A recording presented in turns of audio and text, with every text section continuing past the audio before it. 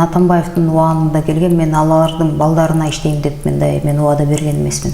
Кыргызстанга келебиз деп азыр деген кээ бир партиялардын аркасында каржылоо маселесин чечип берип, булар эмтен кадамдарды шилтеп атышат.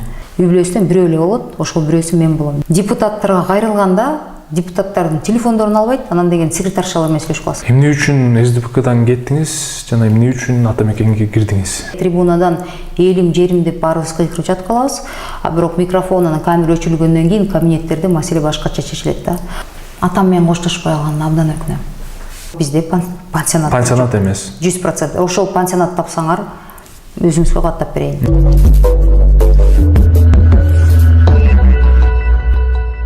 Эфирде сынак программасы, анын алып баруучусу мен Нурсултан Сулайманов. Бүгүн барлаша турган инсан Жогорку Кеңештин депутаты Эльвира Сурабалдиева. Саламатсызбы? Саламатсызбы, Руслан. Мен биринчи эле суроом, саясат сизди тандадыбы же сиз саясатты тандадыңызбы?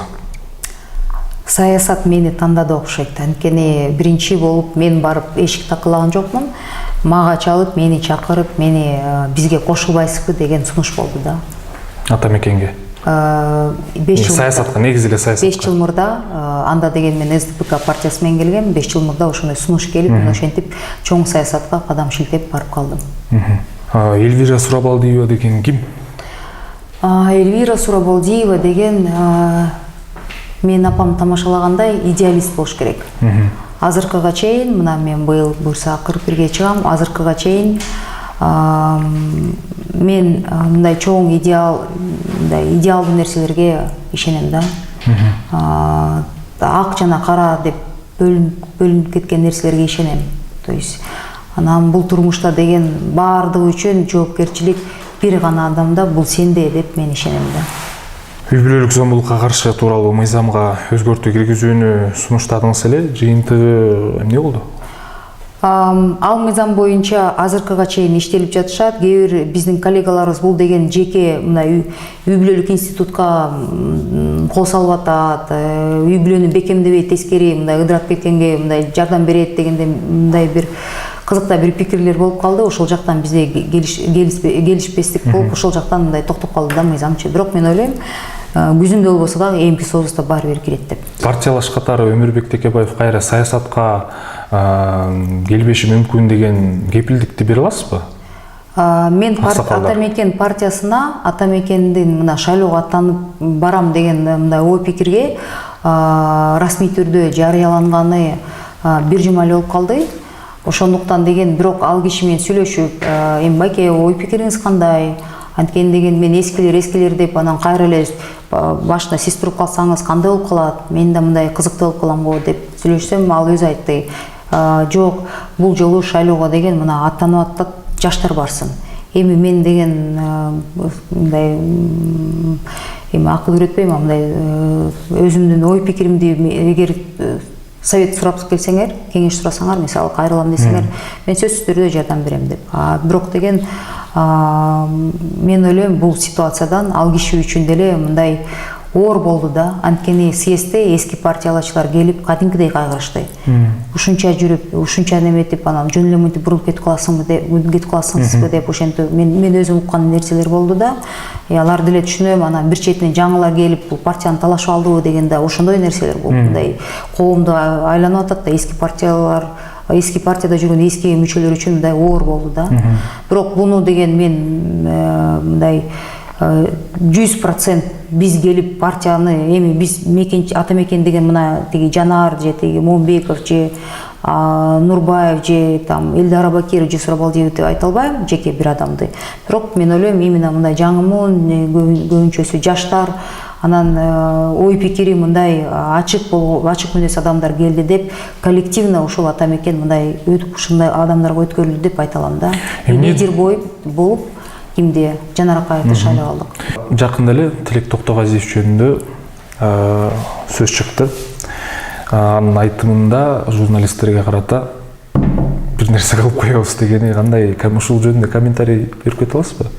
Эми Тилек жөнүндө мен эми Атамекен партиясына келгенден мурда, бир жыл мурда биз Ошто жаштар кемп болуп, жаштардын бир мероприятиясына жолугуп калдык.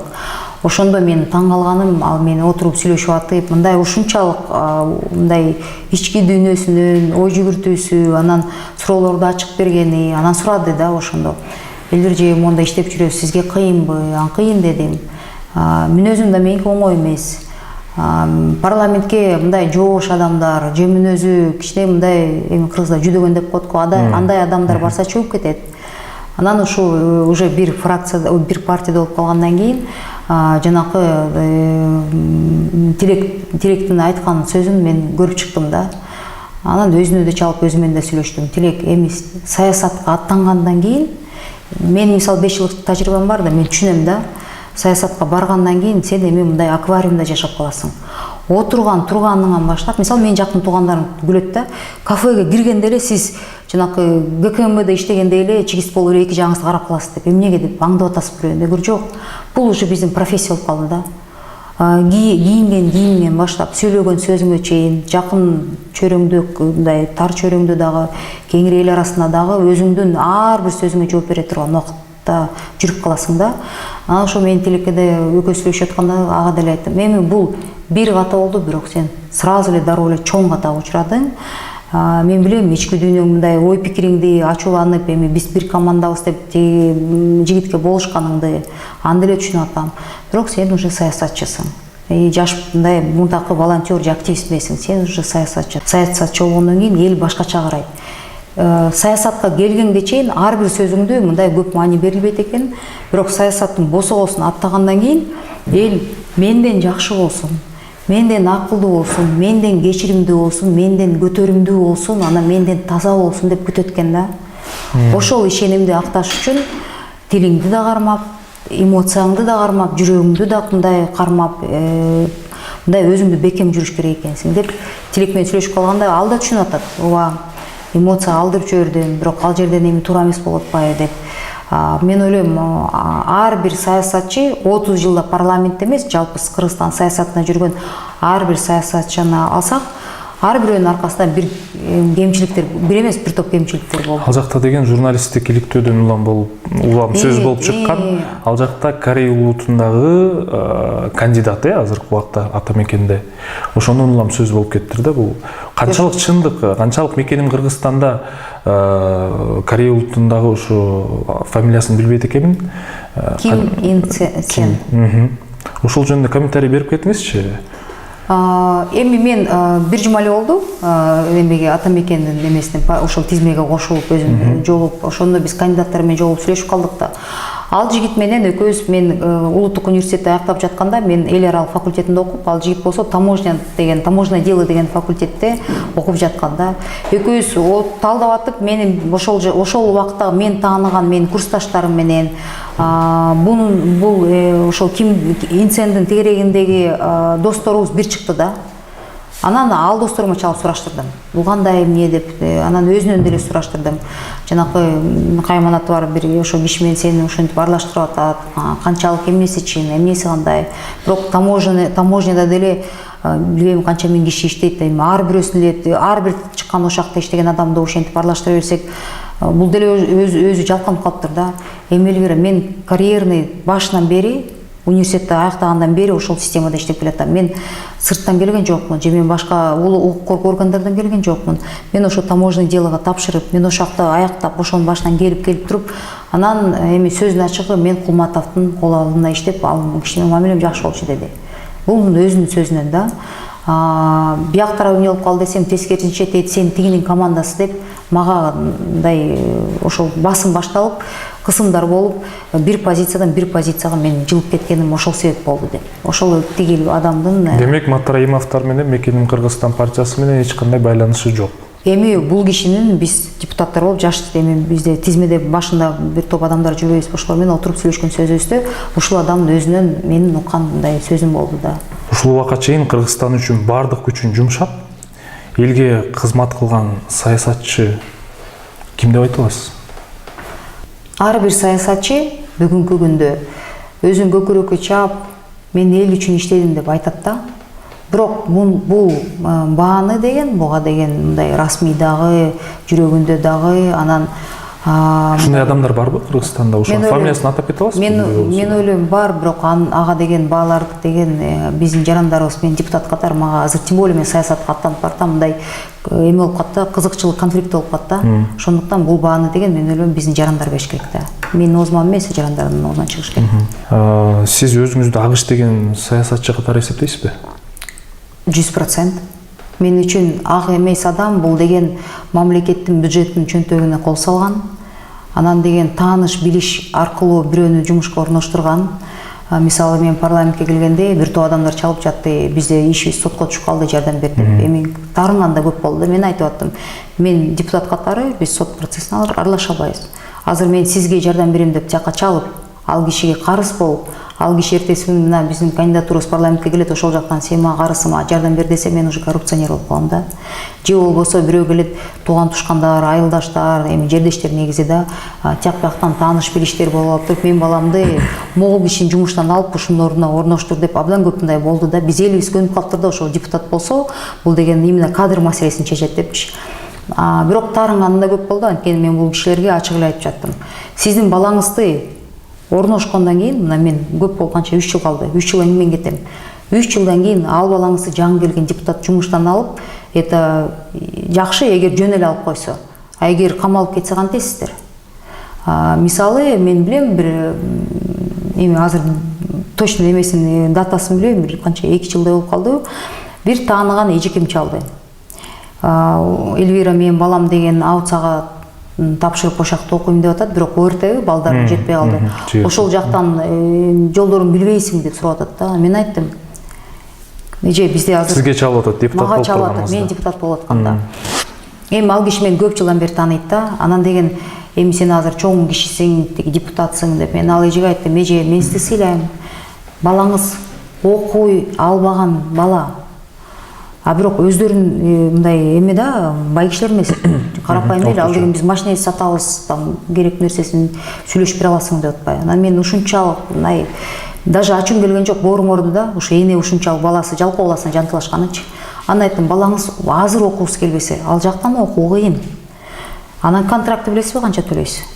Анан ал жагы бар, жагы бар. Анан балаңыз окубаса өмүр бою шоурум неметип, анан купленный бизде сертификаттар болобу, дипломдор болобу, азыр баары ачык чыгып атат. Азыр мурдакы Советтер Союзундагы тиги кагазга кол коюп чыккан нерселер мына канча биздин чиновниктин азыр госаппараттын Кыргызстандагы 50дөн ашкан адамдардын бүт дипломдорун текшерип чыксак, жок дегенде 40% неме чыгат.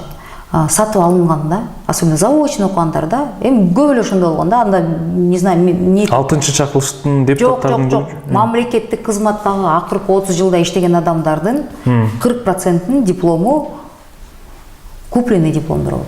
Эмнеге? Анткени деген ал убакта иштеп жаткан, заочно окуп тапшырып коюп, анан сүйлөшүп алып дипломдор сатып алгандар бизде көп. Бул жагын текшерсе, госаппараттын чоң кичинесинен баштап орто кызматка чейин, чоңуна чейин бир топ ызы чуу чыгат.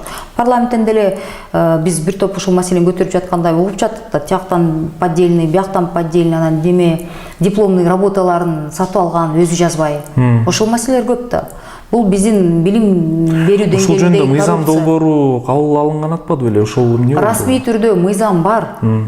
Плагиатка да каршы мыйзам бар, бардыгы бар. Бирок комиссия кандай карайт деген сөз экен да. Азыр уже католуп калды, бирок буга чейин 20 жыл мурда, 10 жыл мурда ситуация башкача эле да. Бизде деген 10 миң деген, 20 миң деген, 30 миң деген бюджетте иштеген армия, мамлекеттик кызматта иштеген адамдардын көпчүлүгүн текшерип көрсөк, баары эле бурулуп депутаттар деле карайт. Любой министерствоны мындай текшерип көрсөк, чыгат да. Ошондой нерселерге каршы эмне болуш керек? Ошондой нерселерди биринчиден деген ошол жанакы мен айтып бүтүргөн жокмун. Ошол окуя боюнча, эже боюнча айтып калдым. Эже, азыр бизде бүт цифровизация болду. Бунун баары компьютерде сакталат. Балаңыз 5 жылдан кийин университетти бүтөт. 10 жылдан кийин эптеп септеп мындай жанакы ОРТ-син жасалмак билбейм да, мен бирок уга элекмин, бирок ошондой сиз бирөө менин аркасы менен бирдеме алам десеңиз, 10 жылдан кийин акыл деңгээли жетпей бир жерден ушул чыкканда мыйзам күчөйт ар бир жылы. Ошондо балаңыз деген деген бир чоң жерде отуруп алып туруп камалып кетсе, сиз анда 80ге чыгып алып туруп, сиздин кебетеңиз кандай болот? Карыганда өлүп эле албайм деп сүйлөшкөндөн кийин аябай жаман болду. Элвира кечирип коеюн, баары эле кылып атпай деп. Мен ошого таң калам да. баары кылып атпай деп туруп биз паракорлукту күчөтүп тиги орто жолдон бирдеме сураса барып бере коебуз да. Элде деген эми баары кылып атпай эми багыштуу эме тигине мындай депчи. Анан бирок тарынат да, коррупцияга каттан чыгып атат. Анан сиздин берген сурооңуз аксызбы, карасызбы? Эми мен ак дегеним, мен ойлойм, бул ак адам деген мамлекеттин бюджетинен бир сомду уурдабайт, мамлекеттин бюджетине зыян келтирбейт да. Анан ошо бийлик менен колдонуп, өз кызыкчылык вопросторун чечпейт. Бул мен үчүн принципиалдуу нерсе да. Ысык көлдө сиздин бир нече жеке пансионаттарыңыз бар деген маалымат эл оозунда жүрөт. Алардын баары декларацияда көрсөтүлдү беле? Ысык көлдө менин пансионаттарым жок. Пансионаттарыңыз жок. Бул эл оозунда жүргөн сөз экен да. Менин мамамдын дарегине катталган коттедж бар, бирок бизде пансионат. Пансионат эмес. 100%. Ошол пансионат тапсаңар, өзүңүзгө каттап берейин. Саясий эрк деген кандай болуш керек? Бизде Кыргызстандагы саясатчыларда саясий эрк барбы?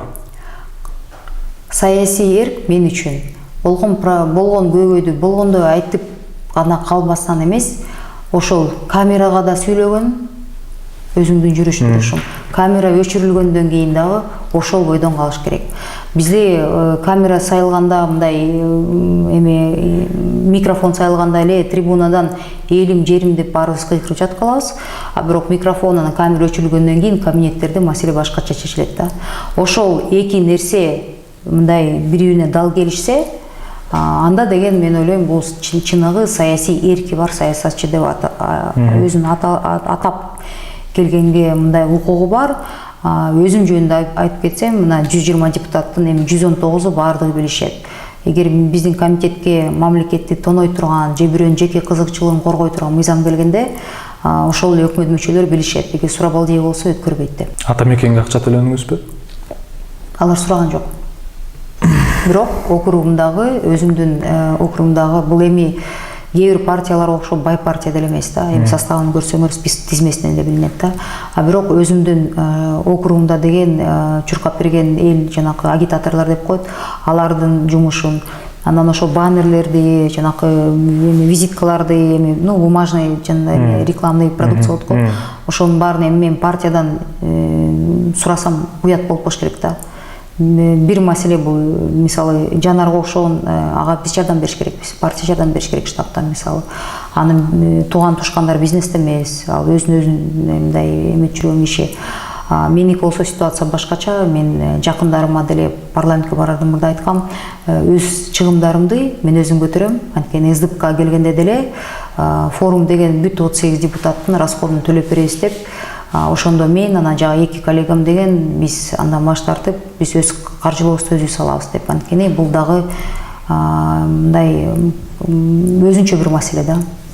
Сиз бизнестериңизди өткөрүп бергенсиз, Бизнес менен 2015-жылы парламентке барганда үй бүлөмдү, жакындарымды, апамды, туугандарымды чогултуп алып сүйлөшкөнбүз да. Анткени деген анда мен өзүм 10 жыл атам атылып кеткенден кийин 10 жыл мен жетектеп, андан кийин ошондой ызы чолгондон кийин парламентке сунуш келгенден кийин барам дегенде, ошондо туугандарым менен отуруп сүйлөштүк. Мен мамлекеттик кызматка барсам, менде эки сиңдим, бир иним бар да. Бирөөңөр дагы мамлекеттик кызматка бара албайсыңар. Үй бүлөдө тиги бешөө тең ар кайсы мен кызмат креслого отурам деп ойлоңуздар. Үй бүлөбүздөн бирөө эле болот, ошол бирөөсү мен болом, биздин үй бүлөбүздөн деп. Ошондо апам да батасын берип, бир туугандарым, алар дагы чет өлкөдөн мыкты билим алып келген адистер. Алар да макул болуп, эже ушунча жыл бизге атабыздын ордун алып бердиңиз, бизди билим берип, окутуп, ушу жардам бердиңиз. Сыйлайбыз чечимиңизди. Сиз барсаңыз, анда жеке үй бүлөлүктүгү жана бизнеске биз өзүбүз ага капа болбоңуз деп 5 жылдан бери мына ошол кол алдыбызда ошол бизнесте иштеген адамдардын баары билет. Аяка барган да жокмун, аралашкан да жокмун, анан управленияга киришкен жокмун да. Эмне үчүн СДПКдан кеттиңиз жана эмне үчүн ата мекенге кирдиңиз? СДПКдан кеттим деп айтайын десем, бүгүнкү күндө шайлоого мен мүчө болуп кирген СДПК барбайт, билесиздер. СДПК ичинде талаш болуп, экиге бөлүнүп, эки жагы тең парламентке мына шайлоого катталган жок. Ортодо деген Атамбаевдин баласы жетектеген жаңы партия түзүшүптүр. партиясы. Ошол партиясы азыр шайлоого аттанып жатыптыр. Ал жерде мисалы мага сунуш да келген жок, ал жер менен сүйлөшкөн жок. Сунуш келсе бармак белесиз? Мен ойлойм жок, анткени деген мен Атамбаевдин убагында келген, мен алардын балдарына иштейм деп мен убада берген эмесмин. Ал убакыттан бери бир топ нерсе өзгөрүлдү. Мен ойлойм, саясат деген, менин атамды 2005-те атып кеткенде, атам 89 күн эле депутат болгон. Ошондо 5 жыл парламентке аттанып жатып, атам абдан көп бул Түндүкский округ деп коет, шаардын Первомайский районундагы. Ошол эски жашоочулардан сурасаңыздар, баары билет Жыргалбек Сурабалдиев деген ушул абдан көп кишиге жардам берип, анан каза болуп калгандан кийин жүздөп үйгө келип жатышты да. Кызы барсаңыз биз көтөрүп беребиз, колдоп беребиз, эчтеке кереги жок, жөн эле барыңыз, атаңыздын арманын сыйлайбыз деп. Бирок анда үйдөн отуруп алып, туугандарымдан сурап калганда айттым, депутаттык мандат бул деген мураскер болуп, кресло по наследству берилбейт. Менин эл астында кадыр баркым жок, мени эч ким тааныбайт. Анан кайсы бетим мен атам өлүп калды деп ошол шылтоо менен бармак белем деп мен баш тарткам. 10 жылдай мына менде чоңоюп, өзүмдү мындай топ дегендей 10 жылдан кийин аттандым. Анан бул партиянын деле мураскер катары балдары бар. Бизде мындай жок да, бизде эл мындайды көп жакшы көрбөйт. Мен ойлойм бул жагынан булардын жеке өзүнүн чечими.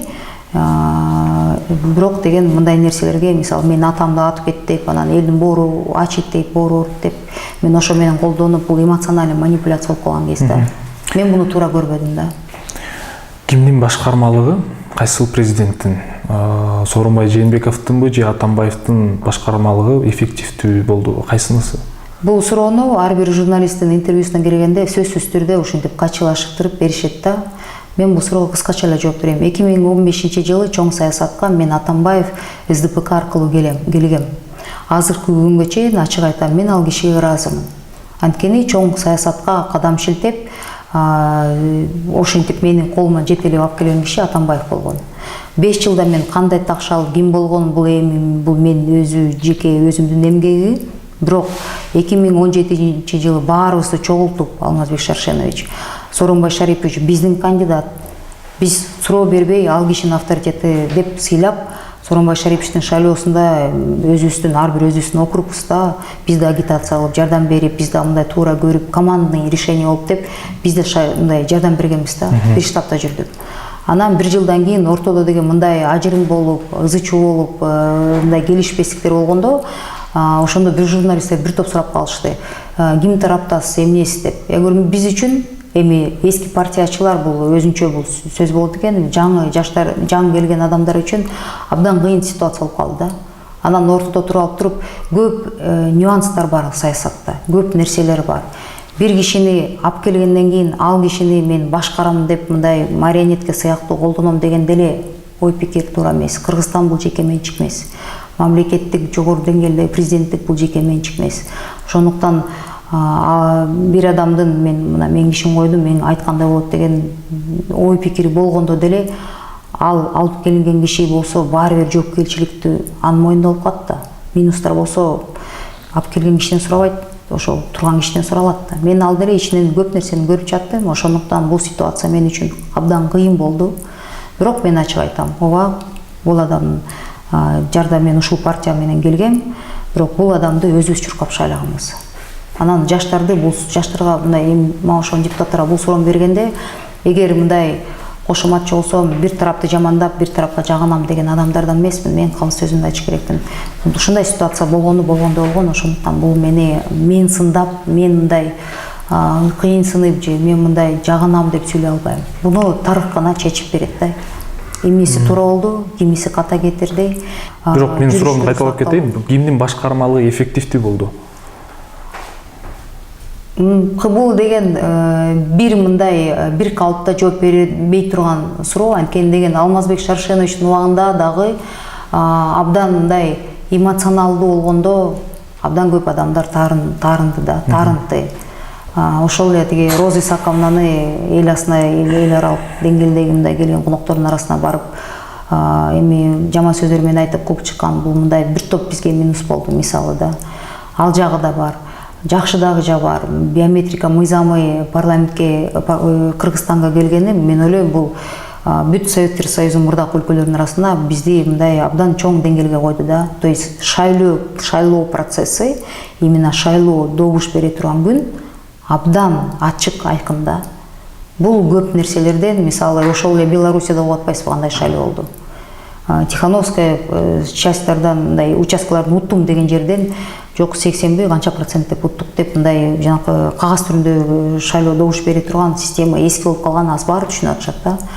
Вот. И Сооронбай Шариповичтин кемчиликтери боюнча айтканда, мен ойлойм, ал киши деген Алмазбек Шаршенович чересчур его много было, а Сооронбай Шариповича не хватает пространства. Эмесе элден келген суроолорго кезекти берели, бирден алып жооп бере берсеңиз болот.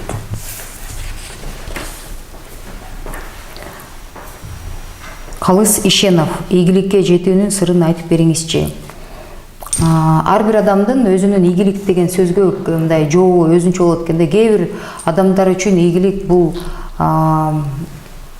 жакындарым менен билем бир жетиштүү түрдө бир неме киреши болсо экен деген сөз. Кээ бир үчүн саясатта чоң мындай абройго ээ болсом экен деп, кээ бир үчүн мындай чоң креслого отурсам экен деп, кээ бир адамдар үчүн иш кылып өз жеке жашоом менен алек болсом экен деген мындай ар кандай көз жүгүртүү мындай ой пикирлер болот. Менимче ийгиликтүүмүнбү деген суроого мени билген адамдар, сыртыман билген дагы, жакын билген адамдар да айта алат болуш керек. Элвира ийгиликтүүсүңбү же ийгиликсизсиңби деп. Бирок мен бул кесирлен мындай бирөө берсин деп айтканым эмес. Мен деген ойлойм, мен ыраазымын абдан. Ушунча адам ишенип, ушунча адамдын мындай ишенимин актайм деп парламентке бир келдим.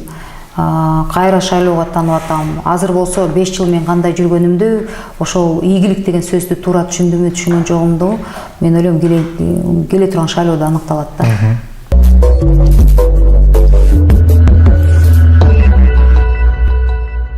Эмесе элден келген суроолорго кезекти берели, бирден алып жооп бере берсеңиз болот. Сизде атаңыздын мүнөзү бар, саясатта атаңыз болгон кол салуу сизге да кайталанаарынан коркпойсузбу?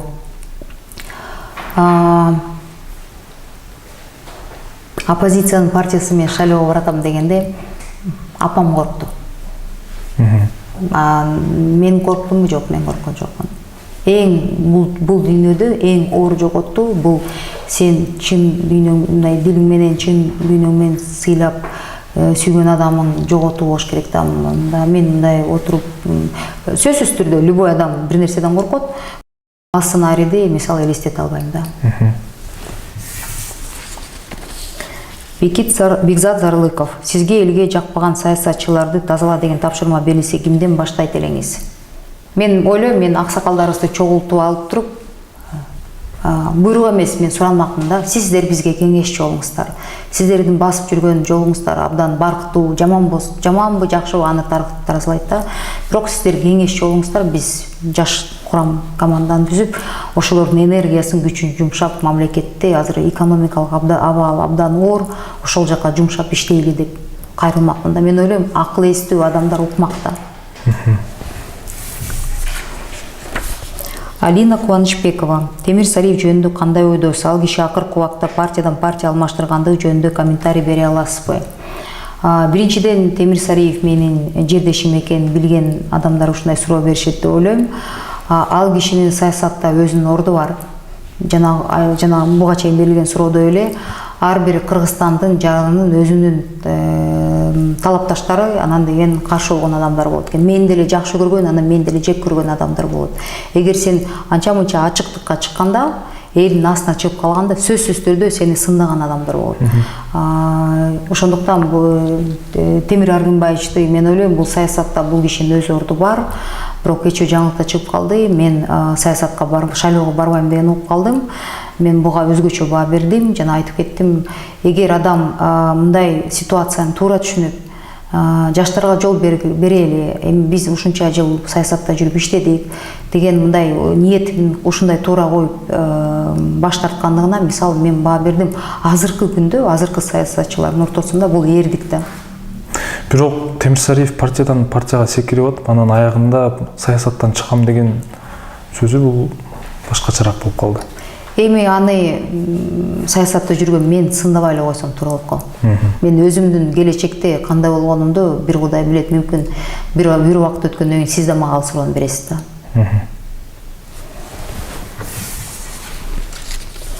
Бегимай Талайбекова, депутаттык кызматты пайдаланып иш бүтүрүп көрдүңүз беле?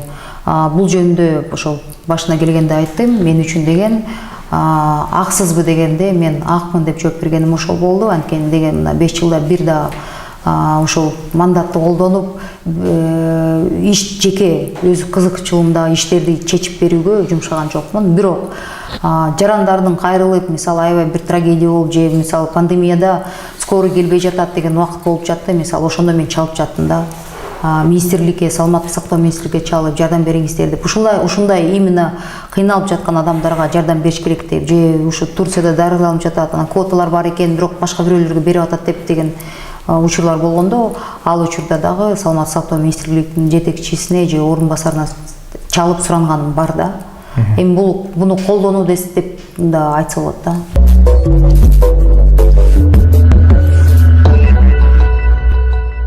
Эмесе чыгарылышыбыздын 3-чү бөлүгүнө келип калдык.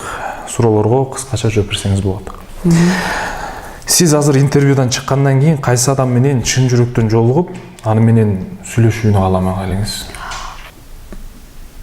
Эми тарыхта көз өткөргөн адамдарды айта албайт экенсиң да, бирок азыркы учурда тирүү адамдардан болсо,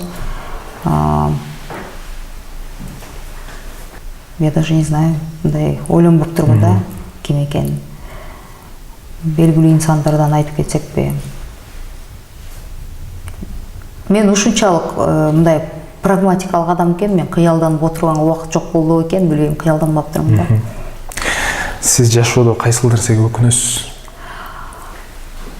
Атам менен коштошпой калганына абдан өкүнөм. Ошол убакыт эгер жөн эле бир 5 мүнөткө көрүп коштошуп алсам, мүмкүн башкача болмок. Анткени атам кеткенде мен чет өлкөдө жүрүп калдым да. Болбой жанында болбой калдым, бирок учуп койгон күнү келип калдым эртең, бирок коштошо албай калдым да. Сиздин эң алсыз жериңиз барбы? Сөзсүз түрдө тирүү адамдын ар бирөөсүнүн кемчиликтери дагы, алсыз жерлери бар. Бир коллегам айткандай, бирөө келип ыйлап койсо бооруң ооруп калат. Ошондой жерлери болот да. Кээ бир жерде мындай сыртыман катуу күчтүү көрүнгөнү менен ичинен ошондой ситуациялар алсыз болуп калган жерим бар. Кээ бирде системдүү мындай коррупциялар бар. Көп нерсени чечпей калдым 5 жылда, чече албай койдум, алсызмын дегенди мен мойнума алдым да, алам.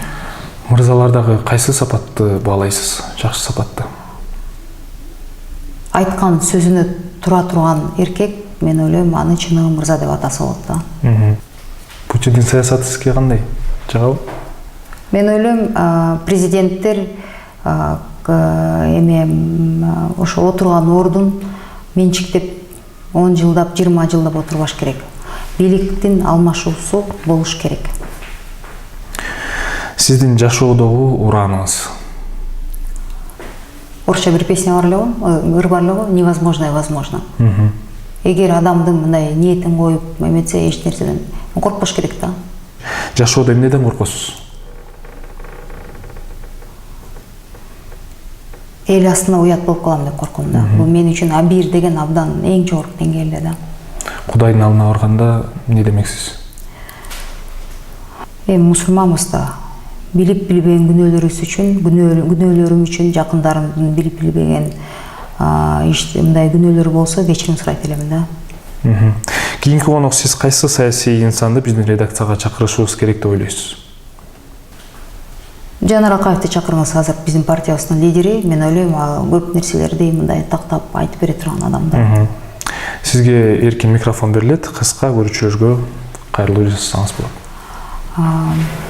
Эми болгондой айтып кетсек, 4-сентябрда биздин мамлекетибизде келе жаткан парламентке шайлоо процесси ачылат да.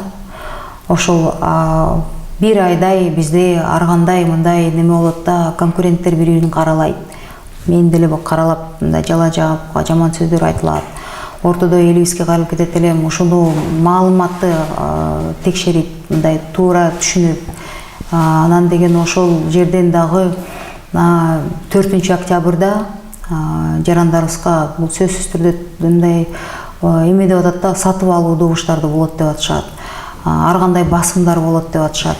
Ошол жерден өзгөчө биз айтып кетет элем да, ушундай оор кырдаалда пандемиядан өтүп жатканда ар бир жараныбыз жашоонун байлыгын, келечеги жөнүндө мындай кеңири ойлонуп калыш керек да.